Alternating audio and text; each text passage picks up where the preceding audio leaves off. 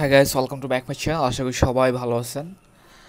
আজকে আমি যে ভিডিওটা বানাচ্ছি সেটা হচ্ছে যে ওয়ার্ডপ্রেস ডেভেলপমেন্ট এবং ওয়ার্ডপ্রেস থিম কাস্টমাইজেশনের ভিতরে কতটুকু রিলেশন, মানে আপনি কোনটা শিখলে দুটি কভার হয়ে যাবে এই বিষয়টা নিয়ে, এবং কি এদেরকে আসলে কীভাবে ইউজ করতে হয়, মানে ওয়ার্ডপ্রেস ডেভেলপমেন্টে কী কাজ করতে হয় এবং কি ওয়ার্ডপ্রেস থিম কাস্টমাইজে কী কাজ করতে হয় এই বিষয় নিয়ে আজকে আলোচনা করার চেষ্টা করব। তাহলে চলুন শুরু করা যাক। আর ভিডিও শুরু করার পূর্বে একটা রিকোয়েস্ট, যারা আমার চ্যানেল নতুন তাদেরকে আমি রিকোয়েস্ট করব আমার চ্যানেলকে সাবস্ক্রাইব করে পাশে থাকার জন্য, এবং পাশে থাকা বেল বাটনটা অবশ্যই বাজিয়ে দেবেন। প্রথমত আমি যে বিষয়টা বলতে চাই সেটা হচ্ছে ওয়ার্ডপ্রেস ডেভেলপমেন্ট।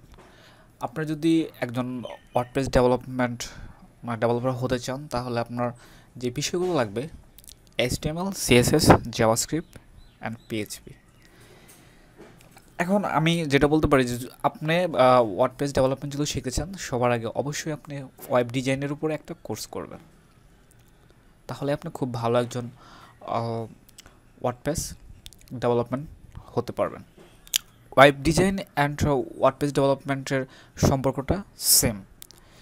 আমি যদি আপনাকে বলতে চাই যে আপনি যদি ওয়েব ডিজাইন শেখেন, তাহলে আপনাকে অবশ্যই HTML, CSS, জাভাস্ক্রিপ্ট শিখতে হবে।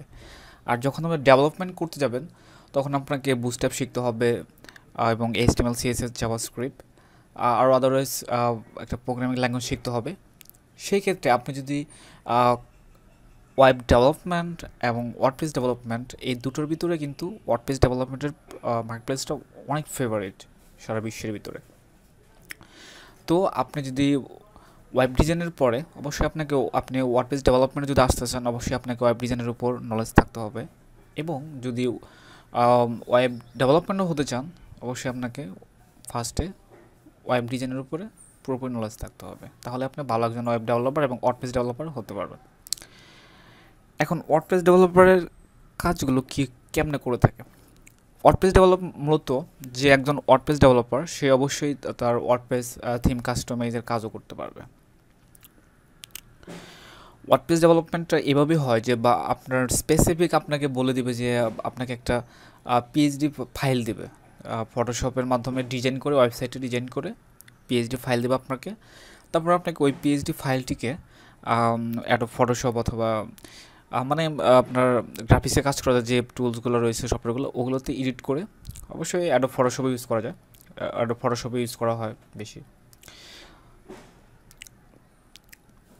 তারপরে এটাতে এডিট করে এবং কি HTML, CSS, জাভাস্ক্রিপ্টের মাধ্যমে কোডিংয়ের মাধ্যমে ডিজাইন করতে হবে, তারপরে PHP দিয়ে ডেভেলপ করতে হবে যদি আপনি ওয়ার্ডপ্রেস ডেভেলপমেন্ট শিখতে চান। তো মূলত এইভাবেই কাজটা করে হয়ে থাকে। আর যে একজন ওয়ার্ডপ্রেস ডেভেলপমেন্ট অবশ্যই ওয়ার্ডপ্রেস থিম কাস্টমাইজের কাজ জানবে। এখন এখন তাহলে আমি এক্সপ্লেন করি ওয়ার্ডপ্রেস থিম কাস্টমাইজটা আসলে কী। আপনি যদি ওয়ার্ডপ্রেস থিম কাস্টমাইজ শিখতে চান, আপনাকে HTML, CSS, জাভাস্ক্রিপ্ট, PHP এগুলো কিছু শিখতে হবে না। আপনার সিম্পলি ধারণা থাকতে হবে ওয়েবসাইট সম্পর্কে। প্রথমে আপনার ধারণা থাকতে হবে যে আমাদের লাইফ স্টাইলে কী ধরনের আসলে ওয়েবসাইট হয়ে থাকে। আমি যদি আপনার এক্সপ্লেন করে, ধরেন পার্সোনাল ওয়েবসাইট হয়ে থাকে, কোম্পানির জন্য ওয়েবসাইট হয়ে থাকে, কমার্স। তো আপনাকে কী করতে হবে, স্টেপ বাই স্টেপ এইগুলোকে শিখতে হবে। আপনি যদি একজন পার্সোনাল ওয়েবসাইট যদি মেক করতে পারেন, তাহলে অবশ্যই আপনি অন্য কারো পার্সোনাল ওয়েবসাইটে মেক করে দিতে পারবেন, সিম্পল কাস্টমাইজ করে দিতে পারবেন। ওকে। এবং যদি আপনি ইন্ডাস্ট্রির যে ওয়েবসাইটগুলো থাকে, সেগুলো যদি আপনি আপনি যদি কাস্টমাইজ করতে চান, আপনাকে যদি কেউ হায়ার করে, সেক্ষেত্রে আপনাকে অবশ্যই আগে ফার্স্ট একটা একটা ওয়েবসাইটকে ফলো করতে হবে এবং কি ওরকমভাবে কাজ করার চেষ্টা করতে হবে যে এইভাবে আসলে মূলত মেক করা হয়। এবং আপনার ইন্ট্রোডাকশন দিয়ে দেবে, সে অনুযায়ী যদি আপনি, আমার কথা হচ্ছে, যদি আপনি একটা ব্লগিং ওয়েবসাইট, পার্সোনাল ওয়েবসাইট এবং কি ইন্ডাস্ট্রিয়াল ওয়েবসাইট মেক করতে পারেন, তাহলে অবশ্যই আপনি কিন্তু বাইরের জন্য ওয়েবসাইটটা মেক করতে পারবেন। শুধু ধারণা থাকতে হবে। আর কীভাবে প্রসেসিংটা করতে হয় এটাই করতে হবে, এখানে কোনো কোডিংয়ের প্রয়োজন হয় না। আরেকটা আমাদের ওয়েবসাইট থাকে আসলে কমার্স। আপনি যদি একটা কমার্স ওয়েবসাইট কাস্টমাইজ করতে পারেন, ডোমেন কিনবেন, হোস্টিং কিনবেন, একটা থিম দিয়ে কাস্টমাইজ করবেন। যদি আপনাকে কোনো একটা প্লাগইন দিয়ে, এলিমেন্টর দিয়ে যদি আপনার করে দিতে বলে, সেগুলো আপনাকে শিখতে হবে যে কীভাবে করতে হয়।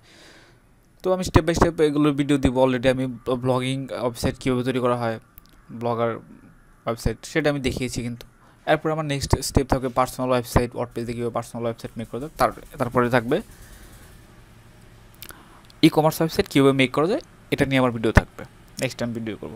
তো আমার কথা হচ্ছে, আপনি যদি একটা ই কমার্স আপনার জন্য অথবা আদার্স কোনো যদি ই কমার্স ওয়েবসাইট মেক করতে পারেন, তাহলে অবশ্যই আপনি ওয়ার্ডপ্রেস দিয়ে ই কমার্স থিম কাস্টমাইজের কাজ করতে পারবেন।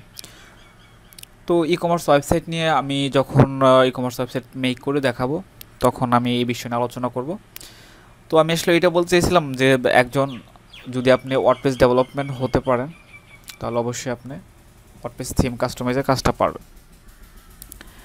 আর একজন ওয়ার্ডপ্রেস থিম কাস্টমাইজ যে কাজ পারে, সে কখনোই মানে ওয়ার্ডপ্রেস ডেভেলপার হতে পারবে যদি সেটা শিখে। আর যদি না শিখে HTML CSS জাভাস্ক্রিপ্ট PHP এগুলো না শিখে, তাহলে কিন্তু আজকের ভিডিওটা মূলত এ পর্যন্ত ছিল। জাস্ট এক্সপ্লেন করার চেষ্টা করেছি যে ওয়ার্ডপ্রেসটা শিখলে আপনার কতটুকু বেনিফিট হবে, আর ওয়ার্ডপ্রেস ডেভেলপমেন্ট শিখে আপনি কতটুকু আপনি ওয়ার্ডপ্রেসে ভালো করতে পারবেন, সে বিষয় নিয়ে আলোচনা করার চেষ্টা করেছি। আর নেক্সটে আমি অবশ্যই ভিডিও হয়তো করব, যেটা ই কমার্স ওয়েবসাইট মেক করা যায় কীভাবে ওয়ার্ডপ্রেস দিয়ে। অবশ্যই এই ভিডিওগুলো পাওয়ার জন্য অবশ্যই আমার চ্যানেলকে সাবস্ক্রাইব করবেন এবং পাশে থাকা বেল বাটনটি পেয়ে যাবেন, যাতে আমি যখনই ভিডিওগুলো আপলোড করব তখন আপনি সবার আগে পেয়ে যাবেন। তো এই পর্যন্ত সবাই ভালো থাকবেন, সুস্থ থাকবেন, আল্লাহ হাফেজ।